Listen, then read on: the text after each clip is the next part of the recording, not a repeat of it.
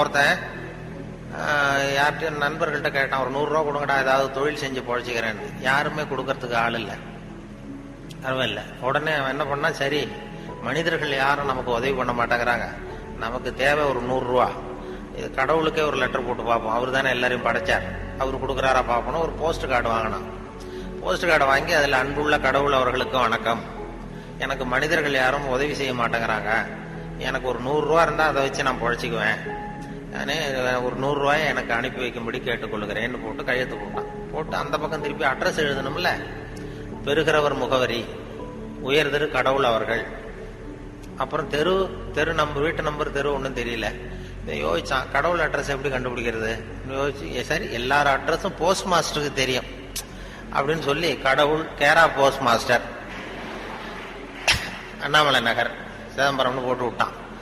அந்த post master ஒரு நல்ல எண்ணம் படைச்சவர். அவர் என்ன பண்ணிட்டாரு, யாரோ ஒருத்தன் அப்பாவித்தனமா 100 ரூபா கேட்டிருக்கான், நாமளே அனுப்பிச்சிருவோம், கடவுளுக்கு அனுப்பிடுதான் அப்படின்னு சொல்லி, அங்க போஸ்ட் ஆஃபீஸ்ல வேலை செய்யறவங்கள்ட்ட எல்லாம், உங்களால முடிஞ்சதை கொடுங்கப்பா, ஹெல்ப் பண்ணுங்க, அவனுக்கு உதவி பண்ணுவோம்னா ஆளுக்கு உடனே 5-10 எடுத்து கொடுத்தாங்க. எல்லாரும் சேர்த்தா ஒரு 90 ரூபா சேர்ந்து போச்சு. உடனே சேர்ந்த வரைக்கும் அனுப்பிச்சிருவோம் அப்படின்னு சொல்லி மணி ஆர்டர் ஃபார்ம் எடுத்தாரு. மணி ஆர்டர் கமிஷனையும் அவரே ஒத்துக்கிட்டார். அவரே எடுத்துக்கிட்டு இந்த சேர்ந்த பணம் 90 ரூபாய் வச்சு அந்த அவனுக்கு அனுப்பிச்சிட்டாரு. அவன் வாங்கிட்டான். வாங்கி 90 ரூபாய் வாங்கிட்டு மறுபடியும் ஒரு போஸ்ட் கார்டு வாங்கினான். வாங்கி மறுபடியும் கடவுளுக்கே ஒரு லெட்டர் எழுதினான். அன்புள்ள கடவுள் அவர்களுக்கு வணக்கம், நீங்கள் அனுப்பிய பணம் வந்து சேர்ந்தது, ரொம்ப நன்றி. இருந்தாலும் உங்களுக்கு ஒரு யோசனை சொல்ல விரும்புகிறேன், ஆலோசனை, அறிவுரை. இனிமேல் நீங்கள் எனக்கு பணம் அனுப்பும் பொழுது போஸ்ட் மாஸ்டர் மூலமாக அனுப்ப வேண்டாம். அவர் ஒரு 10 ரூபாய் எடுத்து வச்சுக்கிறார் அப்படின்னா, நல்லது செய்ய போய் கெட்ட பேர் வந்துடுது பாருங்க.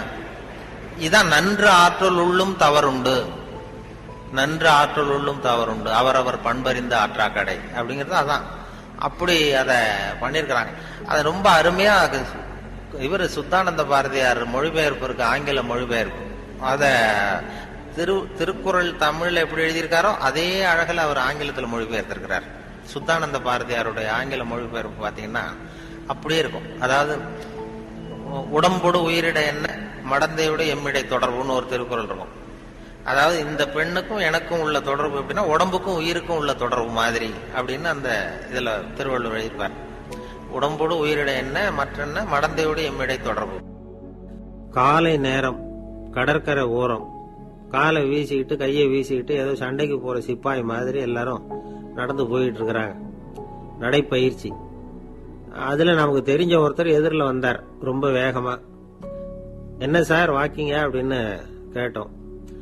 அவரால் ஆமாம்னு பதில் சொல்ல முடியல, அவ்வளவு கஷ்டம். மூச்சு விடுறதுக்கே வாயை திறந்து மூடிட்டு இருக்கிறார். எங்க பேசுறது, கொஞ்சம் நின்று நிதானிச்சு மூச்சு விட்டுட்டு அதுக்கப்புறம் சொன்னார் ஆமா அப்படின்னு.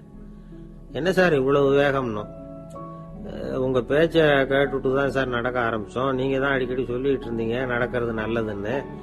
அன்னையிலிருந்து ஆரம்பிச்சுட்டேன், ஆனால் ரொம்ப கஷ்டமா இருக்குது சார். இப்ப பாருங்க, உங்ககிட்ட சுலபமா பேசக்கூட முடியல, மூச்சு வாங்குது, உடம்பு கூட வலிக்கிறது மாதிரி இருக்கு அப்படின்னு அவர் பாட்டுக்கு பேச ஆரம்பிச்சுட்டார். உங்களை யாரு சார் இவ்வளவு வேகமா நடக்க சொன்னது, வேகத்தை குறைங்க, மெதுவா நடங்க அப்படின்னோம். நீங்க நடக்கிறதுனால என்னென்ன சௌகரியம்னு அன்னைக்கு சொன்னீங்களே தவிர சௌகரியமா நடக்கிறது எப்படின்னு சொல்லலையே அப்படின்னாரு அவர். இன்னமும் லேசா மூச்சு வாங்கிட்டே சொன்னா கூட இவரு சொல்றதுல ஒரு நியாயம் இருக்கு. சங்கீத வித்வான்கள்ல பல வகை உண்டு. சில குறிப்பிட்ட ராகங்களை பாடுறதுல அவங்களுக்கு பெருமை வர்றது உண்டு. ஆனா ஒருத்தர் இருந்தார், அவரால் ஒரு ராகத்துக்கே பெருமை வந்தது. அந்த ராகத்தை அவர் வாசிச்சு கேட்கணும் அப்படின்னு சொல்லுவாங்க. அது என்ன ராகம்னா தோடி ராகம். சரி, அந்த வித்வான் யாருன்னா அவர் தான் திருவாவடுதுறை ராஜரத்னம் பிள்ளை. பேராசிரியர் கல்கி ஒரு சமயம் தம்முடைய பத்திரிகையெல்லாம் எழுதினாராம். அதை அப்படியே படிக்கிறேன் கேளுங்களேன். ஆகா, ஸ்ரீ ராஜரத்னம் பிள்ளையின் தோடி ஆலாபனையை முதலில் கேட்டபோது அவருடைய கற்பனையை விட்டு தள்ளுங்கள். நம்முடைய மனதில் என்னென்ன இன்பமயமான கற்பனைகள் எல்லாம் உதித்தன. குழந்தை தாயிடம் கொஞ்சம் குரலை கேட்டோம், அன்னை குழந்தையிடம் கொஞ்சம் குரலை கேட்டோம், ரதியும் மன்மதனும் பேசிக்கொண்ட காதல் மொழிகளை கேட்டோம், முருகன் சிவபெருமான் செவிகுளிர மொழிந்த உபதேசத்தை கேட்டோம், கலைமகள் கவிஞனுக்கு அருளிய ஆசி மொழிகளை கேட்டோம், நாரத முனிவருடைய தம்பூரா சுருதியை கேட்டோம், ராவணன் தன் எலும்பை ஒடித்து வீணையாகச் செய்து வாசித்த கானத்தை கேட்டோம், கானப்பறவைகளின் கலகல ஒலியை கேட்டோம், கோல குயில்களின் குரல் இனிமையை கேட்டோம். இப்படிலாம் பேராசிரியர் கல்கி விமர்சனம் எழுதியிருக்கிறார். திருவாவடுதுறை ராஜரத்னம் பிள்ளை அவர்களுடைய வாசிப்பை கேட்டுட்டு டி.என். ராஜரத்னம் பிள்ளை இறந்து போனார். அப்போ கவிஞர் கண்ணதாசன் எழுதினார், செவியனில் ஓடி எங்கள் சிந்தையில் ஓடி இந்த புவியெல்லாம் ஓடி நின்பார் பொங்கிய தோடி வேறெங்கு எவரிடம் போகும் ஐய இனி அதை காப்பார் யாவர் அவிந்தனின் சடலத்தோடே அவிந்தது தோடிதானும் அப்படின்னு எழுதினாராம். அந்த அளவுக்கு அவருடைய தோடியை ரசித்தவர்கள் உண்டு. அதே மாதிரி தோடின்னா என்னன்னு தெரியாமலே அவரை ரசித்தவங்களும் அந்த காலத்துல உண்டு. அதாவது ஒரு பெரிய சபையில இவர் வாசிச்சுக்கிட்டு இருக்கிறார். பாதியில ஒரு பெரிய மனுஷன் உள்ள வந்தார்.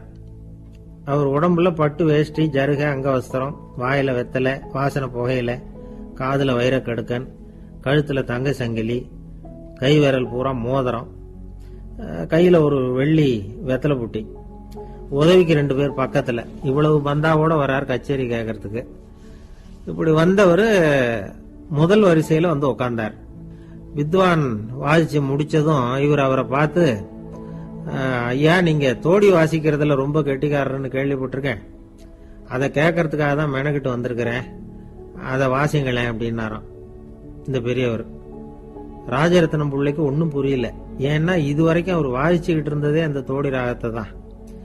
அதை வாசிச்சு முடிச்சதும் அதை வாசிங்களேன்னு இவர் கேட்கிறார். அப்படின்னா இவரோட ஞானம் எப்படிப்பட்டது?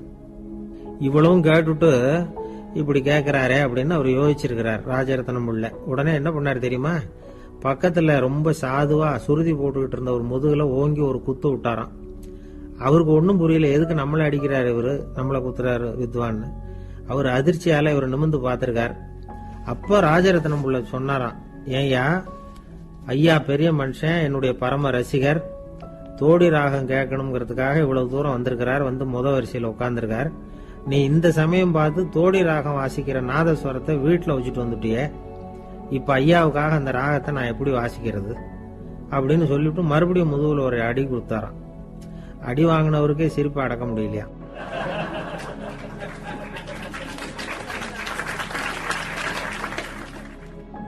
ஒரு மனுஷனை பார்த்து என்கிட்ட வாலாட்டாதே அப்படின்னு சொன்னா அவன் நம்ம கிட்ட ஏதோ வம்புக்கு வர்றான்னு அர்த்தம். ஒரு நாயை பார்த்து யாரும் என்கிட்ட வாலாட்டாதே அப்படின்னு சொல்றது இல்லை. ஏன்னா நாய் வாலாட்டுனா அது நம்ம கிட்ட தன்னுடைய நன்றியை தெரிவிக்கிறதாக நினைச்சுக்கிட்டு இருக்கிறோம். ஆனா அது அப்படி இல்லை அப்படின்னு சொல்றாங்க அது சம்பந்தமான நிபுணர்கள். ஒரு நாய் தன்னுடைய வாலை இந்த பக்கமும் அந்த பக்கமுமா இப்படியும் அப்படியும் ஆட்டிக்கிட்டு இருந்தா அது பதட்டத்துல கூட இருக்கலாம். நாய் நட்பா இருந்தாலும் வாலாட்டும், ஆத்திரத்துல இருந்தாலும் வாலாட்டும், கோபத்துல இருந்தாலும் வாலாட்டும், குழப்பத்துல இருந்தாலும் வாலாட்டும், மகிழ்ச்சியா இருந்தா கூட அது வாலாட்டும். அதை நாம தப்பா புரிஞ்சுக்கிட்டு அதுகிட்ட போய் மாட்டிக்க கூடாது. நாயை பத்தி எனக்கு நல்லா தெரியும் அப்படின்னு சொல்றவங்க கூட அதுகிட்ட கடி வாங்கிட்டு நிக்கிறது உண்டு. நிபுணர்கள் என்ன சொல்றாங்க தெரியுமா? எப்பவுமே நாய்கள் திடீர்னு கடிச்சு விடுறது இல்ல, கடிக்கிறதுக்கு முன்னாடி சில அறிகுறிகளை காட்டும். அதை சரியா புரிஞ்சுக்கிட்டோம்னா தப்பிச்சுக்கலாம். ஒரு வீட்டுக்கு போறீங்க, அங்க புதுசா ஒரு நாயை பாக்குறீங்க, உடனே அதுகிட்ட போய் குனிஞ்சு சிரிச்சுக்கிட்டே அது தலையில தட்டுறீங்க. இது ரொம்ப தப்பா. ஒரு நாய் இன்னொரு நாயை நேருக்கு நேரு பார்த்து பல்ல காட்டுனா அது தன்னுடைய தன்முனைப்ப காட்டுதுன்னு அர்த்தமா. உன்னை விட நான் பெரியவன் அப்படின்னு சொல்லுதுன்னு அர்த்தம். அதனால நீங்க அது மாதிரி கிட்ட போய் சிரிக்கிறோம் அப்படின்னு நினைச்சுக்கிட்டு பல்ல காட்டினா உங்களையும் எதிரியா நினைச்சிரும்.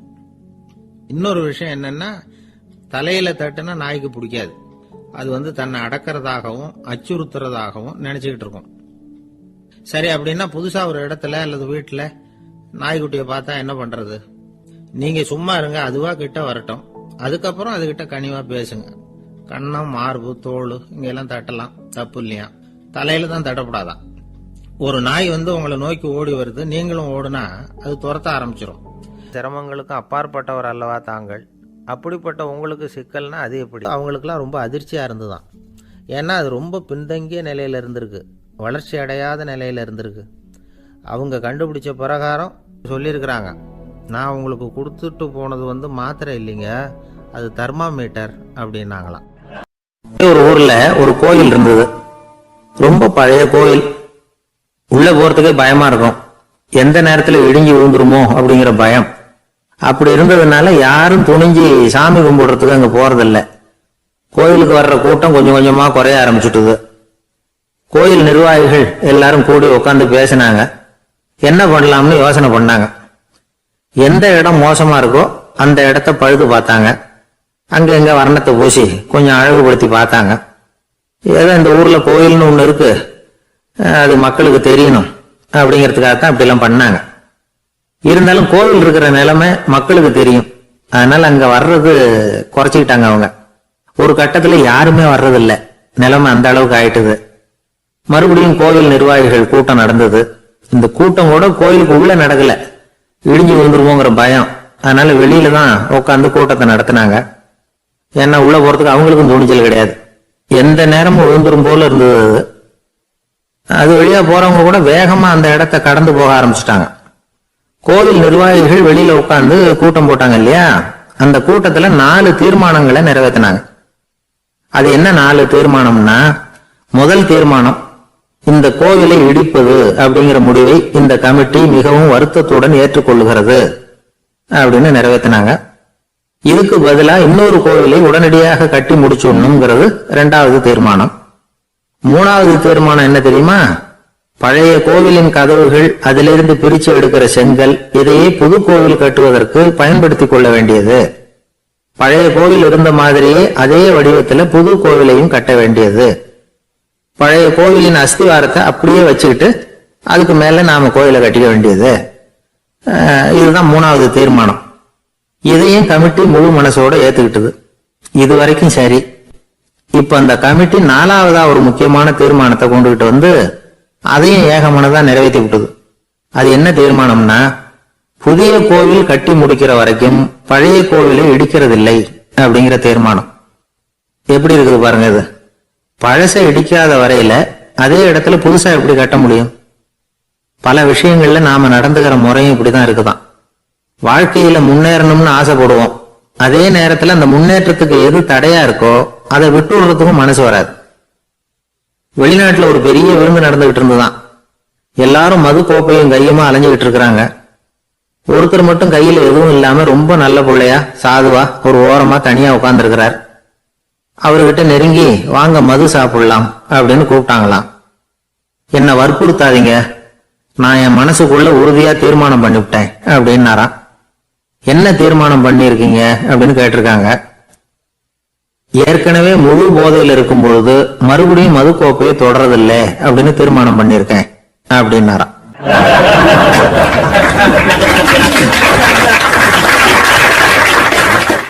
அவர் ஒரு பெரிய குடும்பத்துல பிறந்தவர். இருக்கிற சொத்துக்கள் எல்லாத்தையும் வாரி வழங்கிவிட்டு காட்டுக்கு புறப்பட்டார் தவம் செய்யறதுக்காக. இருந்தது ஊராவும் கொடுத்துட்டார், இனிமே எதுவுமே இல்லை கொடுக்கறதுக்கு. அப்போ கடைசியா ஒருத்தன் வந்து கையை நீட்டினானா, ஐயா ஏதாவது கொடுங்கன்னு இருக்கான். அவர் பார்த்தார், கட்டி இருக்கிற வேட்டியை தவிர வேற எதுவுமே இல்லை. 8 முழம் பட்டு வேட்டி ஜரிகை கரையோட இருக்குது. கடைசியா அதை தான் எடுத்துக்கிட்டு அவர் புறப்பட்டு இருக்கார். அவர் பார்த்தார், எதிரில் அவன் பரிதாபமா நின்றுட்டு இருக்கிறான். அந்த 8 முழ வேட்டி 2ஆ கிழிச்சார். 4 முழத்தை அவங்ககிட்ட கொடுத்தாரு. மீதி 4 முழத்தை தன்னோட இடுப்புல கட்டிக்கிட்டு அவர் காட்டுக்கு போயிட்டார். இவன் என்ன பண்ணான் தெரியுமா, கையில கிடைச்ச 4 முழத்தை எடுத்துக்கிட்டு கடை வீதிக்கு போனான். பழைய பட்டு வேட்டி ஜரிகை இதெல்லாம் விலைக்கு வாங்குற வணிகர் ஒருத்தர் இருக்கார், அவர்கிட்ட போனான். இதை விலைக்கு எடுத்துக்கிறீங்களா அப்படின்னு கேட்டிருக்கான். அவர் வாங்கி பார்த்திருக்காரு. ஆஹா, இது ரொம்ப அருமையான வேட்டி, விலை உயர்ந்த ஜரிகை, இது ஏது உனக்கு அப்படின்னு கேட்டாரான். அவன் நடந்தது சொல்லியிருக்கான். அப்படின்னா ஒண்ணு செய்ய, இந்த வேட்டியோட இன்னொரு பாதியையும் மெதுவா வாங்கிட்டு வந்துரு, உனக்கு நிறைய பணம் தர்றேன் அப்படின்னாராம் அந்த வணிகர். இவன் கொஞ்சம் யோசனை பண்ணி பார்த்தான். கொஞ்சம் இருங்கட்ட வந்துடுறேன் அப்படின்னு சொல்லிட்டு நேரா காட்டுக்கு போனான். அவர் எங்க இருக்காருன்னு தேடி கண்டுபிடிச்சான். அவரு ஒரு இடத்துல தவக்கோலத்துல இருக்கிறார். கட்டியிருந்த இடவேட்டியும் அவர் அறியாமல் நழுவி கீழே விழுந்து கிடக்குது. இவனுக்கு ரொம்ப வசதியா போச்சு. அவரை கேட்க வேண்டிய அவசியமே இல்லை. மெதுவா சத்தம் போடாம அடி மேல அடி வச்சு நெருங்கினான். அவர் கண்ணை மூடிக்கிட்டு அவர் பாட்டு நின்றுட்டு இருக்கிறார். இவன் மெதுவா போய் கீழே கிடந்த அந்த துணியை எடுத்துக்கிட்டு சத்தம் போடாம திரும்பி நடந்தான். ஒரு 2-3 அடி எடுத்து வச்சிருப்பான். அப்படி ஓட ஆரம்பிக்கிற சமயத்துல அவன் காலில் கீழே கிடந்த முள்ளு ஒண்ணு நறுப்புன்னு தைச்சு விட்டுது. வலி தாங்க முடியாம அம்மான்னு கத்திருக்கான். இந்த சத்தத்தினால கண்ணை மூடி நின்றுட்டு இருந்த அவரோட தவம் கலைஞ்சது. மெல்ல கண்ணை திறந்து பார்க்கிறார். தன் இடையில இருந்த வேட்டி அவன் கையில இருக்கு. இப்ப அவர் நினைக்கிறார், என்ன நினைக்கிறாருன்னா, இந்த வேட்டி மீது நான் வைத்த ஆசை அல்லவா அவனை திருடனாக ஆக்கி விட்டது அப்படின்னு நினைச்சாராம். இந்த வேட்டி மேல நாம வச்ச ஆசை அவனை திருடும்படி ஆகிவிட்டது அப்படின்னு நினைச்சாராம். இது எப்பேற்பட்ட மனநிலை அப்படிங்கறத கொஞ்சம் யோசனை பண்ணி பாருங்க. தான் ஒரு பொருள் மேல வச்ச பற்று இன்னொரு மனிதன் திருடனாக ஆகிறதுக்கு காரணம் ஆயிட்டதுன்னு நினைக்கிறார். அப்படி நினைச்ச அந்த பெரியவர் யார் தெரியுமா? அவர் தான் மகாவீரர். இழந்துட்டேங்கிறிய, நீ என்னத்தை கொண்டுகிட்டு வந்த எங்க இழந்துடுறதுக்கு? நீ என்னத்தை உண்டாக்குன இது அழிஞ்சுட்டுன்னு சொல்றதுக்கு? இதுதான் அவருடைய சிந்தனை. இன்றைக்கு நம்ம சிந்தனை எல்லாம் வேற மாதிரி இருக்குது.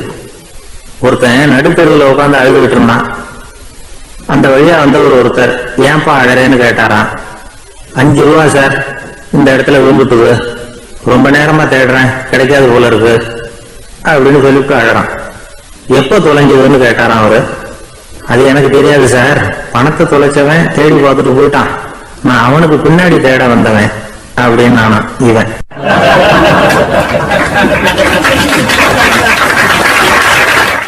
ராமகிருஷ்ணர் வாழ்ந்த காலத்துல நடந்த ஒரு நிகழ்ச்சி இது. அப்போ ஒரு ஓவியர் இருந்தாராம். அவருக்கு ஒரு ஆசை, ராமகிருஷ்ணர் படத்தை வரையணும், அதை அவர்கிட்டயே கொண்டுட்டு போய் காட்டி அபிப்பிராயம் கேட்கணும். இதுதான் அந்த ஓவியரின் ஆசை. உடனே ராமகிருஷ்ணர் படத்தை வரைஞ்சி முடிச்சார். அதை எடுத்துக்கிட்டு போனார். இவர் போன சமயம் அங்க ராமகிருஷ்ணர் சீடர்களோட உட்கார்ந்து இருக்கிறார். விவேகானந்தர் அங்க இருக்கிறார். இந்த ஓவியர் கொண்டுகிட்டு போய் தான் வரைந்த ஓவியத்தை அவர்கிட்ட காட்டினார். ராமகிருஷ்ண பரமஹம்சரின் ஓவியத்தை ராமகிருஷ்ணர்கிட்டயே காட்டுறார். ராமகிருஷ்ணர் என்ன பண்ணார் தெரியுமா? அந்த படத்தை பார்த்தார். உடனே அது காலை தொட்டார். குருதேவருடைய இந்த செயல் சீடர்களுக்கு ரொம்ப வியப்பை உண்டு பண்ணிச்சு. சில பேர் மனசுக்குள்ளேயே ரொம்ப குழம்பி போக ஆரம்பிச்சுட்டாங்க, என்ன இப்படி பண்றாருன்னு. என்ன இது அவரோட படம், அவரே அவரோட படத்தின் காலை தொடுறார் அப்படின்னு யோசிச்சாங்க. சில பேர் ஒன்றும் புரியாம ஒருத்தர் பார்த்து சிரிச்சுக்கிட்டாங்க. அந்த இடத்துல சீடர்கள் மட்டும் இல்ல, சீடர் அல்லாத பல பேர் இருந்தாங்க. தன்னுடைய காலை தானே தொடர இவருடைய செயல் பற்றி என்ன நினைக்கிறது அப்படின்னு அவங்களும் குழம்பி போய் நிக்கிறாங்க. அந்த படத்தை வரைஞ்சி அவர்கிட்ட காட்டின அந்த ஓவியருக்கும் அதிர்ச்சி. இருந்தாலும் அவர் சீடர் கிடையாது, அதனால கொஞ்சம் துணிச்சலை வர வச்சுக்கிட்டு கேட்டார், என்னங்க இது, என்னால என்னுடைய கண்களையே நம்ப முடியல, இது உங்க சொந்த உருவப்படம், நீங்க உங்க சொந்த கால்களையே தொடுறீங்க, இது எங்களுக்கு கொஞ்சம் சங்கடமா இருக்குதே அப்படின்னார். ராமகிருஷ்ணரின் கண்கள்ல ஆனந்த கண்ணீர் வழிஞ்சுதான். அவர் சொன்னாராம், இது என்னோட படம்ங்கிறது எனக்கு தெரியும், ஆனா இது என்னோட படம்ங்கிறதுனால நான் இதோட காலை தொடல, நீ என்னுடைய சமாதி நிலைய இந்த படத்துல படம் பிடிச்சு காட்டியிருக்கிற, அதனால அதோட காலை தொடறேன். சமாதி நிலையில யார் இருந்தாலும், அது என்னுடைய படமா இருந்தாலும் சரி அல்லது வேற யாருடைய படமா இருந்தாலும் சரி, படம் யாருதுங்கிறது முக்கியம் இல்லை. இதுல எது முக்கியம்னா அது தன்னை உணர்ந்த ஒரு உணர்நிலையின் படம். அப்படி இருக்கிறப்போ அதோட காலை நான் தொடணும். அதுக்கு நீங்க எல்லாரும் ஏன் சங்கடப்படுறீங்கன்னு எனக்கு தெரியல அப்படின்னாராம். இப்பதான் அங்க இருந்த சீடர்களுக்கும் மற்றவங்களுக்கும் விவரம் புரிஞ்சுதான். இதுக்கு முன்னாடி யாரும் செய்யாததை இவர் செஞ்சிருக்கிறார், ஆனா அவருடைய காரணம் ரொம்ப நியாயமானது அப்படிங்கிறத உணர்ந்தாங்களாம். இதுவரைக்கும் ஆன்மீகத்துல சமாதி நிலை, அதாவது தன்னை உணர்ந்த நிலை பற்றி புரிஞ்சுக்கிட்டோம். இல்லறத்துல ஏற்படக்கூடிய சமாதி நிலை பற்றி உங்களுக்கு தெரியுமா? ஒரு அம்மா டாக்டர் கிட்ட வந்து சொன்னாங்களாம், டாக்டர், என் வீட்டுக்காரருக்கு உடம்புல ஏதோ கோளாறுன்னு நினைக்கிறேன், நான் எவ்வளவு நேரம் பேசினாலும் காதுல விழாத மாதிரி உட்கார்ந்துருக்கிறார் அப்படின்னாங்களாம். அதுக்கு அந்த டாக்டர் சொன்னாராம், அம்மா அது உடம்பு கோளாறு இல்ல, அது ஒரு பெரிய திறமை அப்படின்னாராம்.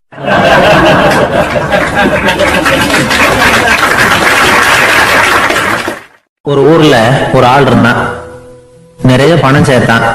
அவனுக்கு சம்பாதிக்க தெரியுமே தவிர செலவு பண்ண தெரியாது. மகா கஞ்சன். காசை கையில எடுக்கவும் மாட்டான். எடுத்தா செலவு செய்ய வேண்டியிருக்குமே, அதனால இப்படியே அவன் காலத்தை ஓட்டி விட்டான். வயசாயிட்டது. அவனுடைய மனைவி ஒரு நாள் கேட்டாங்க, இவ்வளவு நாளா நீங்க என்ன எங்கேயுமே அழைச்சிட்டு போனதில்லை, இப்போவாவது அழைச்சிட்டு போக கூடாதா அப்படின்னாங்க. எங்க போகணும் சொல்லுன்னா, காசிக்கு போகணும், கங்கையில குளிக்கணும்னாங்க. இவன் பார்த்தான், இதுக்கு ஏன் அவ்வளவு தூரம் செலவு பண்ணிட்டு போகணும், நம்ம ஊர் ஆத்திலேயே குளிக்கலாமே, இதுவும் புண்ணிய நதி தான், இங்க குளிச்சா அங்க குளிச்ச பலன் கிடைச்சிரும் அப்படின்னா. சரின்னு 2 பேருமா ஆத்தங்கரைக்கு போனாங்க. அன்னைக்கு ஏதோ விசேஷம், நிறைய கூட்டம், நிறைய பேர் குளிச்சுக்கிட்டு இருக்கிறாங்க. கரையில சில புரோகிதர்கள் நின்றுகிட்டு இருக்கிறாங்க. குளிக்கிறதுக்கு முந்தி அவங்க கிட்ட உட்காந்தா ஏதோ மந்திரம்லாம் சொல்லுவாங்க, கொஞ்சம் காசு கொடுக்க வேண்டியிருக்கும். அதனால இவன் என்ன பண்ணா, ஆத்தங்கரையிலேயே கொஞ்சம் தூரம் போனான். ஊரை விட்டு தள்ளி வந்துட்டான், அங்க யாருமே இல்லை. அப்பாடான்னு சந்தோஷப்பட்டான், குளிக்கலாம்னு புறப்பட்டான். இந்த நேரம் கடவுள் பார்த்தார், இந்த கஞ்சனுக்கு ஏதாவது புத்தி போகட்டணும் அப்படின்னு நினைச்சார். உடனே ஒரு புரோகிதர் மாதிரி உருவத்தை மாத்திக்கிட்டு அந்த ஆள் முன்னாடி வந்து நின்னார். அவனுக்கு அதிர்ச்சி, இங்க யாருமே இருக்க மாட்டாங்கன்னு நினைச்சா இங்கேயுமே ஒரு ஆள் வந்துட்டாரு, என்ன பண்றதுன்னு யோசனை பண்ணான். புரோகிதர் உருவத்தில் இருந்த கடவுள் சொன்னார், இத பாருங்க, இன்னைக்கு விசேஷ நாள், நீராடுறதுக்கு முன்னாடி சுயகல்பம் பண்ணிக்கிறது ரொம்ப நல்லது அப்படின்னார். என்கிட்ட பணம் எதுவும் இல்லையேன்னா, பரவாயில்ல அப்புறமா கொடுங்க வாங்கிக்கிறேன், ஆனா ஒண்ணு, எவ்வளவு கொடுப்பீங்கிறத மட்டும் இப்பவே சொல்லி கொடுங்க அப்படின்னார். இவன் ரொம்ப யோசனை பண்ணான், ஒரு 10 பைசா தரேன் அப்படின்னா. சரின்னு ஒத்துக்கிட்டு எல்லா கிரியைகளையும் அவர் செஞ்சார். அதுக்கப்புறம் கணவனும் மனைவியும் ஆத்துல குளிச்சாங்க. அவர் போயிட்டார். கொஞ்ச நாள் கழிச்சு அவன் வீட்டுக்கு வந்தார் கடனை வசூல் பண்றதுக்கு. வாசல்ல நின்றுகிட்டு இருந்த அவன் மனைவி இவரை பார்த்ததும் தயங்க ஆரம்பிச்சாங்க. அந்த அம்மா கிட்ட விஷயத்த சொன்னார். அந்த அம்மா ஓடி போய் உள்ள இருக்கிற தன்னுடைய கணவர்கிட்ட சொன்னாங்க. அவன் யோசனை பண்ணான், இப்ப வெளியில போனா அவனுக்கு 10 காசு கொடுக்க வேண்டியிருக்கும், அதனால எனக்கு காய்ச்சல்னு அந்த ஆளுகிட்ட சொல்லிவிடு, இன்னொரு சந்தர்ப்பத்துல என்ன வந்து பார்க்க சொல்லு அப்படின்னா. அந்த அம்மா போய் சொன்னாங்க. அப்படிங்களா, அப்படின்னா அவரை நான் உடனே போய் பார்க்கணுமே அப்படின்னு உள்ள நுழைய ஆரம்பிச்சார். அவங்க மறுபடியும் இருங்க அதை வரேன்னு சொல்லிட்டு உள்ள ஓடி விஷயத்த சொன்னாங்க. இது ஏதுடா வம்பா போச்சு அப்படின்னு பார்த்தான். மனைவி கிட்டத்துல கூப்பிட்டான், இந்த பாரு, ஜன்னி கண்டு நான் இறந்து போயிட்டதா சொல்லிவிடு அப்படின்னா சொன்னாங்க. புரோகிதர் பார்த்தார். அப்படின்னா ஒரு வழியா இருந்து அவருடைய இறுதி சடங்குகளையும் நானே முடிச்சுட்டு போயிடுறேன் அப்படின்னார். உள்ள இருந்தவன் யோசனை பண்ணான், அந்த ஆடு என்ன விடமாட்டான் போல இருக்கு, அதனால ஒரு சவப்பெட்டியில என்னை வச்சு தூக்கிக்கிட்டு மயானத்துக்கு போங்க பாத்துக்கலாம் அப்படின்னா. புரோகிதரை விடுற மாதிரி இல்ல, கூடவே நடந்து போயிட்டு இருக்கிறார். அங்க இறக்கி சடங்குகளை முடிச்சுட்டு தீ வைக்கிற நேரம் பொட்டிக்குள்ள இருந்த நம்மால அலறி அடிச்சுட்டு வெளியில ஓடி வந்தான். புரோகிதர் உருவத்தில் இருந்த கடவுள் சிரிச்சார், தன்னுடைய சுய உருவத்தை காட்டினார். அதுக்கப்புறம் அவனை கூப்பிட்டு, இத பாருப்பா, ஏன் இப்படி அல்லாடுற, ஏதாவது வர வேணும்னா கேள் தரேன் அப்படின்னார். அவன் யோசனை பண்ணான், பகவானே, ஒரே ஒரு வரம் தான் உங்ககிட்ட கேட்கணும்னா என்ன வேணும் கேளுன்னார். அந்த 10 பைசா தட்சணையை தள்ளுபடி பண்ணா போதும் அப்படின்னா. கடவுளும் சரின்னு சொல்லிட்டு போயிட்டார். இப்படி ஒரு கதையை சுவாமி சிவானந்தர் சொல்லியிருக்கிறார். செல்வந்தர்கள் பல பேர் இப்படித்தான் இருக்கிறாங்க, தாங்களும் அனுபவிக்க மாட்டாங்க, அடுத்தவங்களுக்கும் கொடுக்க மாட்டாங்க. இது மாதிரியான கஞ்சர்களுக்கு இந்த உலகம் இல்லை அந்த உலகம் இல்லைங்கிறார் அவர். இந்த கதையில கடவுள் கடன் வசூலுக்கு வந்தது மாதிரி நம்ம ஊர் ஆள் ஒருத்தன் இன்னொருத்தர்கிட்ட 10 பைசா கடன் கொடுத்துட்டான். திருப்பி வாங்கறதுக்கு நடையா நடக்கிறான். கடைசியா கேட்டான், நீ எப்பதான் கடனை திருப்பி தர போற, அதை முடிவா சொல்லுன்னா. வர்ற வியாழக்கிழமை கண்டிப்பா கொடுத்துருவேன் அப்படின்னு அவன். அன்னைக்கு நான் ஊர்ல இருக்க மாட்டேனே அப்படின்னு இவன். அதனால என்ன, நானும் தான் அன்னைக்கு ஊர்ல இருக்க மாட்டேன் அப்படின்னு